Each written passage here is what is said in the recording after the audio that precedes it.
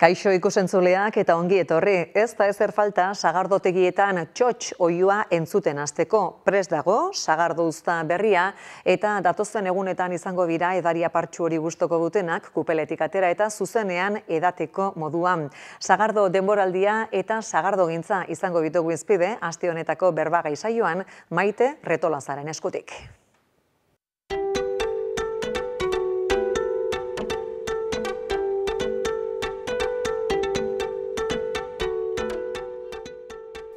Euskal Sagardoa jatorri deiturako presidente berria da Elgetarra.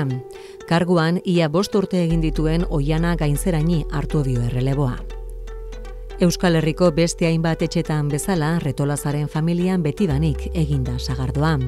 Baita Aritzeguren bere senarrarenean ere. Bien artean zuzentzen duten Zeraingo Oiarte sagardotegi gaztea. 2010ko guztan hasi ziren sagardoa merkaturatzen. Azten eta berritzen joan dira orduz geroztik.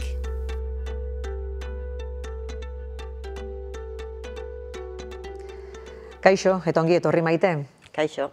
Zer moduz doaz Euskal Sagardoa jatorri deiturako presidente moduan daramatzazun lehen hilabeteak?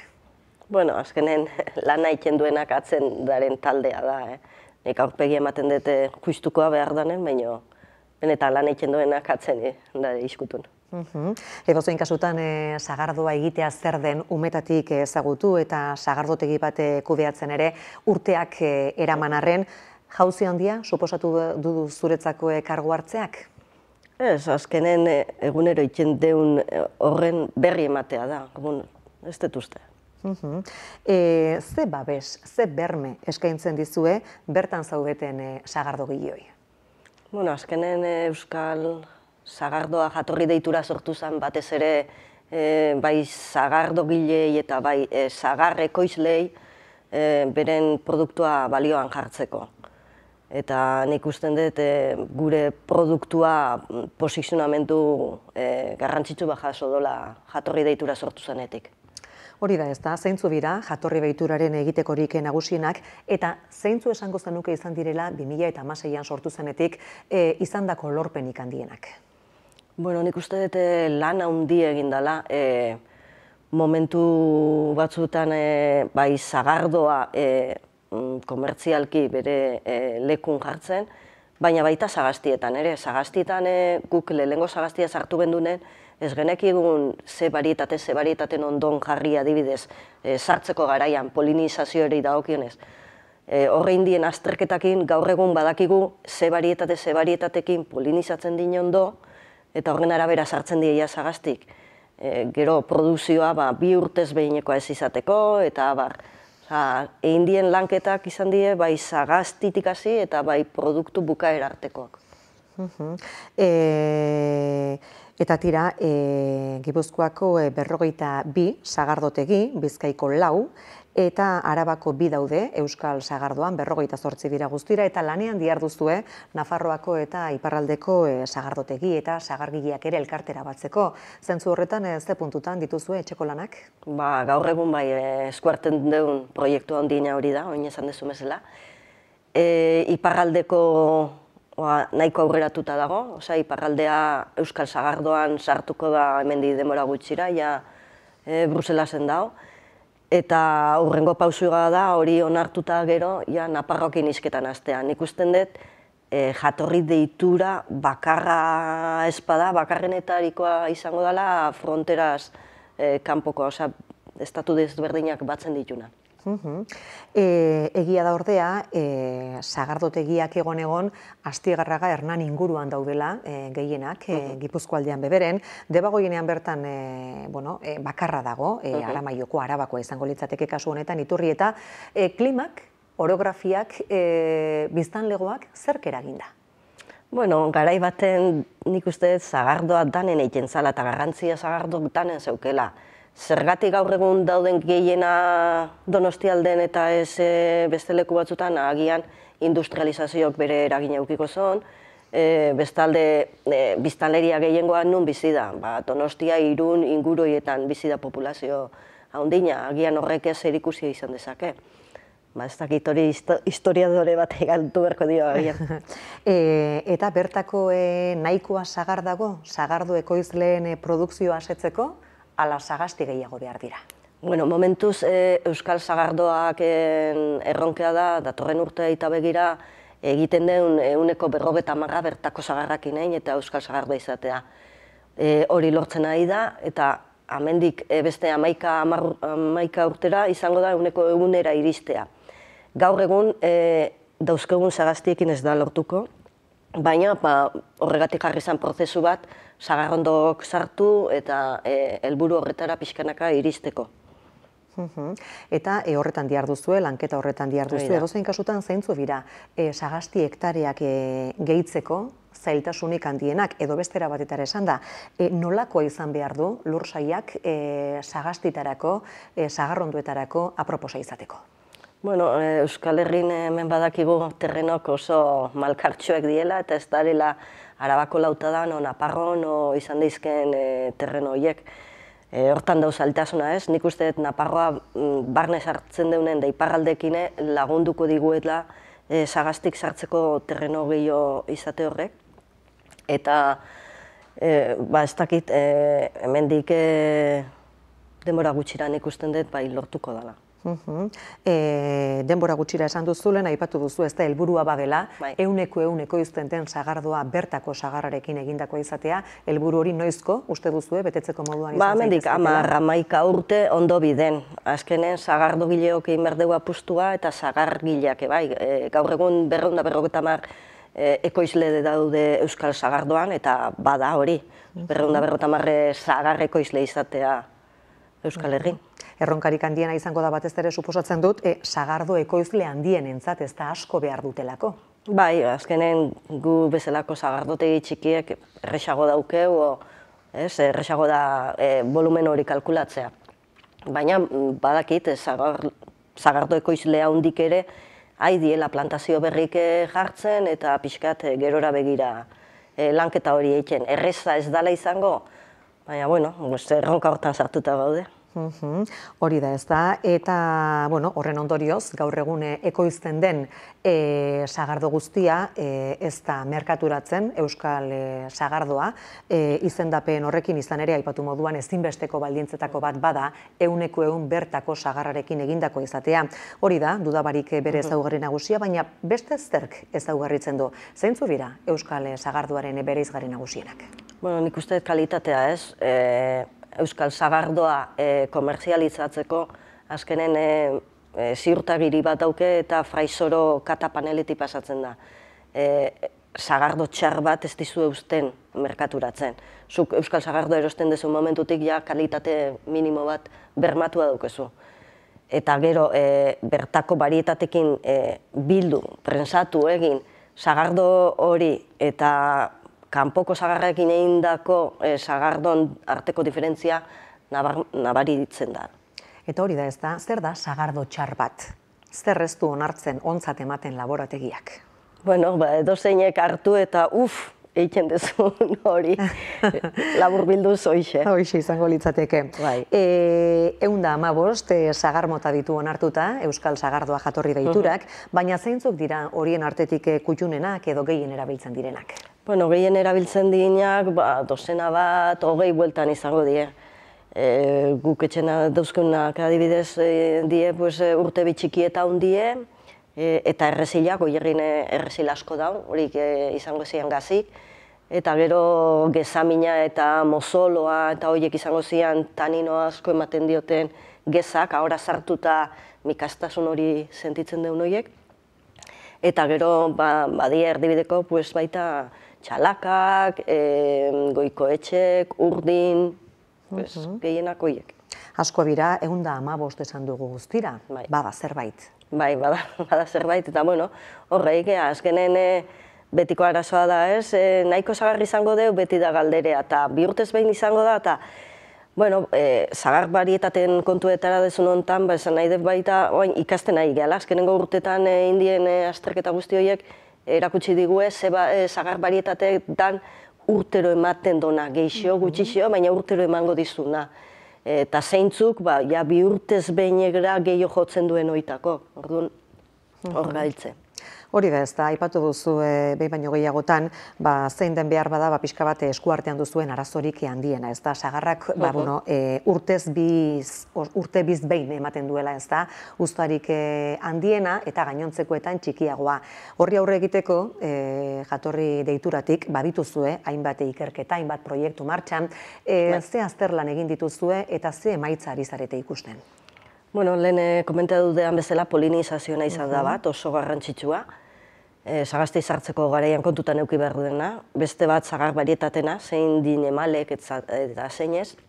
Eta beste bat azkena egiten ari dana baita da lore asko dan garaian sagar arbola horiei lore hori kentzea eta pixkat regulatzea. Sagarrak indar gehiegi hartzeko eta ez nekatzeko. Pixkat regulatzea eta gero podakin haidie baita egiten proba desente. Guk adibidez udaran podatzen ditugu eta sagarra jaso bezain pronto berriz podatzen die. Azkenen da sagaztin lan egitea, lan espadezu egiten sagaztin ez dizu emango, bere kaxa usten badituzu. Baina gauz guzti hori pixkanaka kontutan hartuta, gure kasun iaz jaso gendun usta eta urtengoa igualtsuak izan dira. Esan genezake hortaz ari zaretela, bilatzen duzuen oreka hori lortzen? Bai, pixkanaka, beti izango da diferentzik, ez? Naturari kontra ezin dio gurein, eta naturak bere eragina dauka gauz guztietan, badakigu hori. Tira, azterlanen emaitzek laguntzen dute, ikasten, beti dago eta zer ikasi, baina, tira, ez da, aipatu ditugu 115 sagar mota, sagar barietate, eta hori guztiak mendez mende gure baserri eta sagastietan, hobetu eta gordetakoak izan dira, ez da? Bai, azkenen zerbaitegatik zeuden sagar mota horiek baserritan. Lehengoke ez zinez jakitunak, hori atzeti datorren gauz bada. Sagardoa egiten zuten baserrietan zeuden sagar barietatek hortarako zeuden. Eta tira, esan dugu ez da, naiz eta barietate horien guztien artetik kutxunenak edo erabilienak batzu izango diren, sagardo ekoizle bakoitzak baditu ez da, bere izaera, bere gustu propioak, eta horiek guztiek dute kabida ez da, baldintza batzuk betez gero beti ere jatorri deituraren barruan. Bai, noski, hori hortan datza aberastasuna ez, sagardoti bakoitzak bere ikutu eduke. Bere sagardok bestengandik desberdina dira zergatik, sagar motak desberdina dielako, egiteko era ere agian desberdina dalako. Eta nik uste hori mantendu behar dela, hori dela politxa, ez dela danok sagardo berdina ingo bagendu varietate bat hobikin, ez zan izango politxe hori. Probatzen joateko ere, ez da? Egun baten sagardotegi batera, aurrena bestera. Katak egiteko, sagardo desberdinekin. Tira, zuen kasuan aipatu duzu Maite, izan ere, esan dugu ez da, jatorri deiturako presidente zaitugula, baina Oiarte sagardotegia, kudeatzen ere badi hartuzu. Aipatu duzu, iazko urtean eta urtengoan, antzerako guztuak izan dituzuela. Orokorrean, gauza bera esan daiteke, nolakoa izan da urtengo guzta? Ez, iazkokin konparauta erdi edo izango zen, zerbait gutxixo. Aurten 1,2 milioi litro edo ingo ziren, Euskal Sagardon, gutxi gora bera. Horrek esan nahi do, 2 milioi pasatxo kilo sagar. Iaz bikoitza izan zen. Orduan, urtetik urtera, aldaketa badago. Egiteko moduak ere aldatuz doaz, metodo tradizionalen jakintza, garaiko teknologia aurreratuenekin kombinatzen da gaur egun, esango zenuke gero eta prozesu exigenteagoa, konplexuagoa dela? Bueno, hori norbera jartzen dio bere buru exigentzia hori ez, azkenen gero eta erraminta gehiago dauzkegu eskuartean, orduan, erraminta horiek erabiliz gero, analitika aldetik, temperatura kontrola aldetik elaborazio garaian, higienea zainduz, azkenen erramintak erabiltzeko daude, emaitza hobetze aldera. Erraminta horiek bai, baina dudabarik faktore askok izango dute eragina azken emaitzan, eta horraipatu beharko genituzke, sagar mota, sagastiaren zaintza, biltzeko garaie, eguraldia, gauza asko ez da? Bai, klaro, sagarra bildu bezain pronto, eskura biltzen badezu gainera, bildu. Momentun presantzen badezu, horrek ematen duen emaitza, eta astebete kamioi baten bilduta dagoen sagarra prensatu, eta ematen duen emaitza, nahiz eta barietate berdinakin egin, hori desberdina da.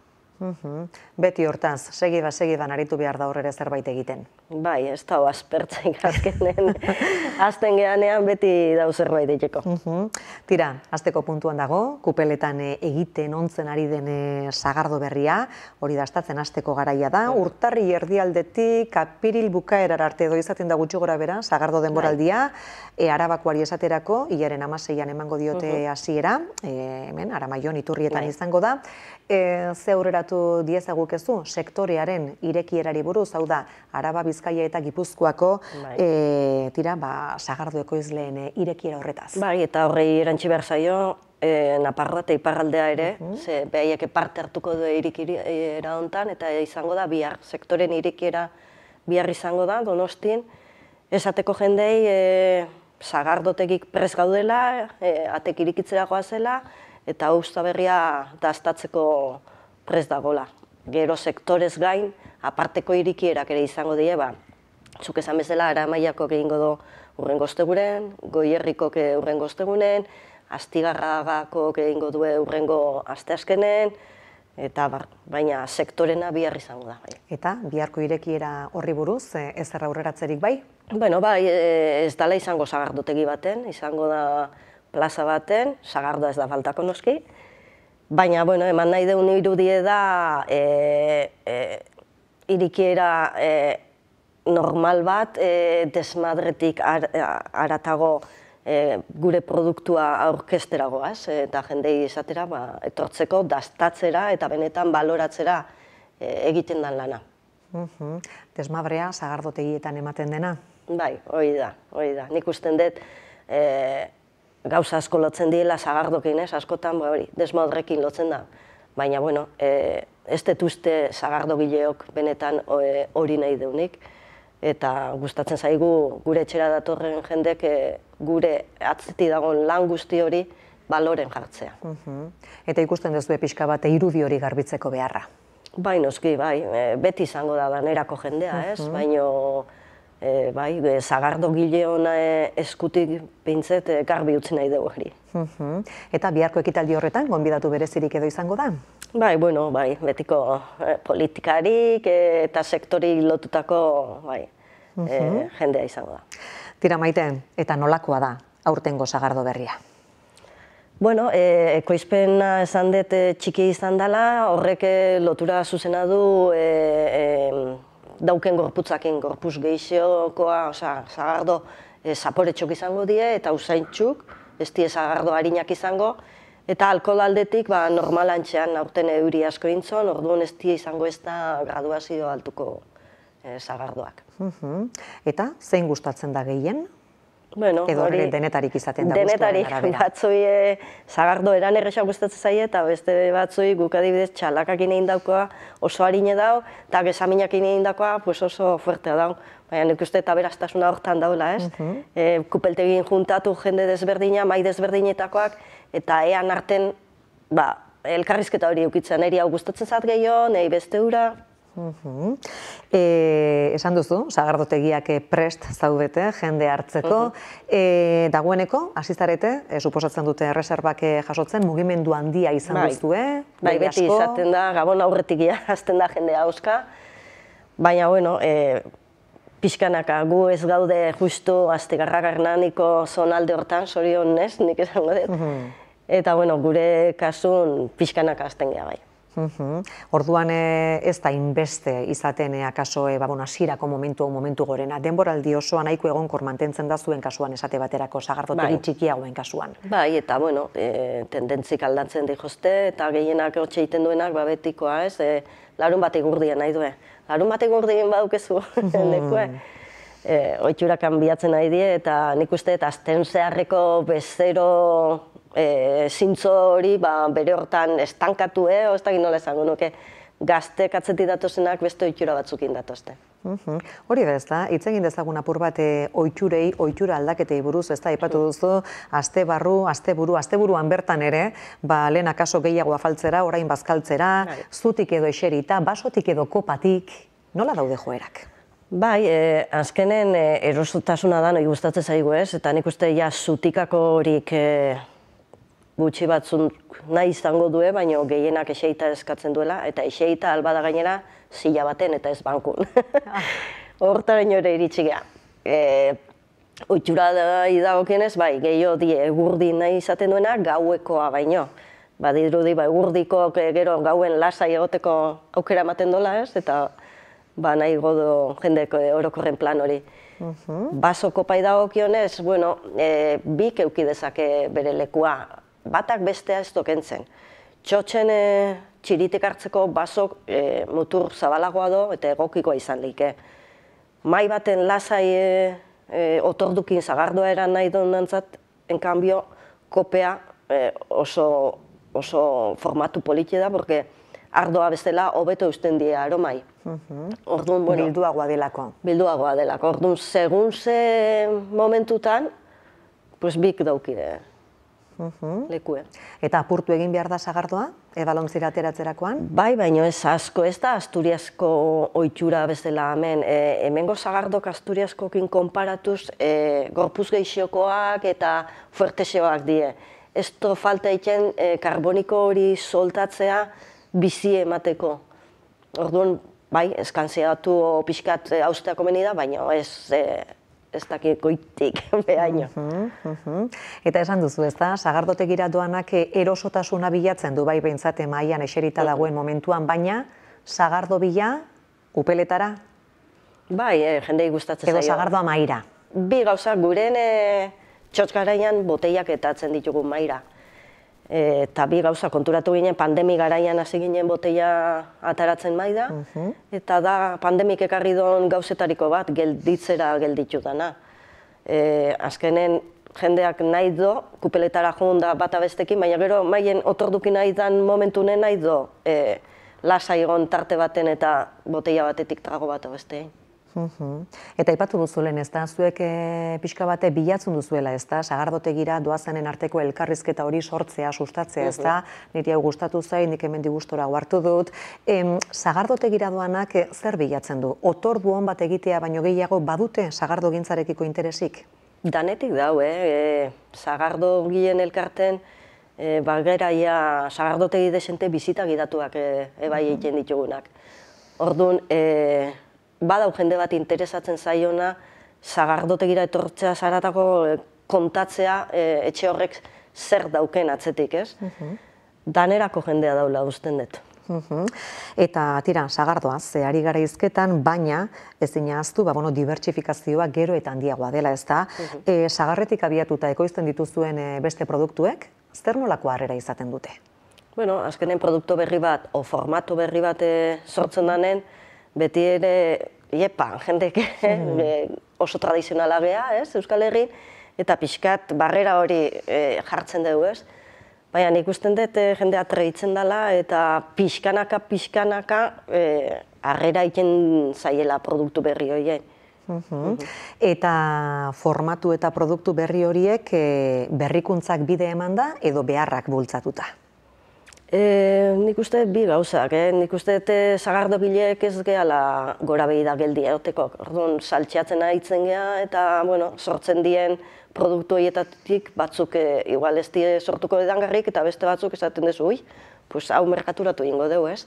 Eta hortik sortu die, sortu dien monobarietal sagardoak, apardunak, izotzezko sagardok egiten die, lupulakin fermentautakoak, limoizkoak, estikin, eta gero formatuei dagokienez, boteia ezberdinetan, baina baita lata formatune sartzen da gaur egun.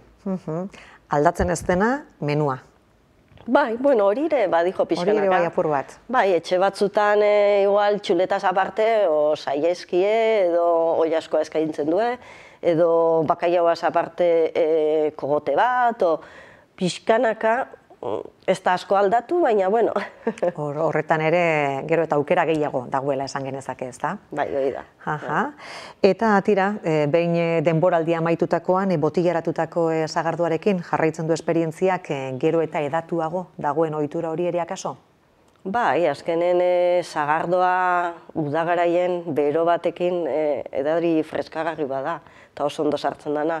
Txotx garaia bai da ohituraz maiatza o apiril bukaera arteko hori, garai baten jendea juten zalako sagardotegira, aukeratzera, gero ze kupeletatik erosiko zituen botellak. Orduan, bueno, botellan garaia gero da, gehiago maiatzetik aurrera bai. Eta gero eta gehiago ere, esango nuke direla, urtean zehar zabalik mantentzen diren sagardotegiak, ez da? Ez direnak hainbeste denboraldira mugatzen. Hori da, bai, badieia sagardotegi batzuk sartu dinak, bisita gidatukin eta bata beste, azkenen telefonok jotzen jarraitzen do, eta bueno, bai, urte guztien aukera ematen diena, ez bakarri bertako jendei atzerritik datorren, udagaraian datorren jende horreia, bai. Baina, naiz eta denboraldiz kanpo izan, eskaintzen jarraitzen duzuena da, sagardotegiko menua, sagardotegiko ohiko esperientzia. Bai, azkenen gurea dan zerbait berezie da, ez? Kulturalki hor dauna, orduan, hori nahi dugu segitzea jendei erakusten. Eta horrekiko, interesa duen atzerritar askoren bisita izaten duzue? Bai, bueno, atzerritarrak hau zabalik gelditzen die. Nik uste dut esperientzia, sagardotegiko esperientzia hau, mundun ez daula, bertatik txotxe inez, utordua bat jateko esperientzia hori ez daula, eta, bueno, asko baloratzen du kanpoko jendek egia esan. Maite, ze etorkizun ikusten diozu sektoriari? Bueno, ikusi beharrez, gaur egun lan asko ematen do, badakigu lehen sektorearen nolakoa da, sagarretik hasita, sagardotegi batzuk izten nahi die, pena ematen do, baina esan beharra dau. Eta, bueno, ikusi beharko da, ez, ze laguntzen ematen diguen, eta jendek ze erantzun ematen dion bertako produktuai, horren arabera ikusko dugu. Izten ari bira berririk ez da zabaltzen kasu honetan. Ez dakite, hemen Euskal Herrin industriona daukeu, eta gaztek igual gehiago industria behitzen du, lehenengo sektore eta zerbitzutara baino gehiago, agian hori izangoa. Tira, Maite Retolaza, eskertzen dizugu bisita eta denboraldi ona egin dezazuela. Mila esker. Nahi zuen arte, etorri. Saiatuko gara bisita egiten. Oso ondo.